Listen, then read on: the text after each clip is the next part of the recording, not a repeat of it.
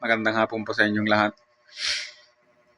Di po ako nagagawa ng video ko kanina sa kadahilan ng habang papunta pa lang po ako sa aking taniman kung saan ako magtatabas ng damo para meron akong taniman ng kwan.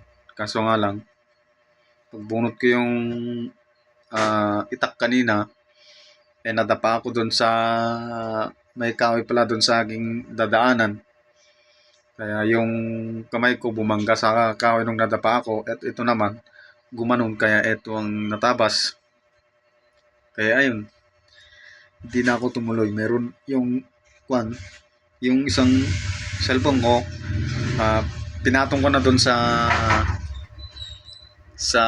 kung saan ako naglalakad, kaya yon nakuhanan ng video. Kaya ayun, panoorin nyo na lang po sa short video nandun.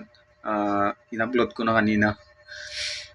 So ayun, alam kong wala pa tayong ganong subscriber, 12 pa lang.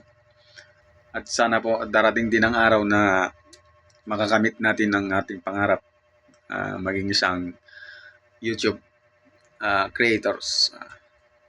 Yun lang po, at sana po yung hindi pa nakapag-subscribe, mag-subscribe na kayo at pakiclick na rin yung notification bell para sa ganon, sa kada upload ko ma-update ho kayo. So yun lang po, maraming salamat. Wala na itong kamay natin mga chong. Sige po.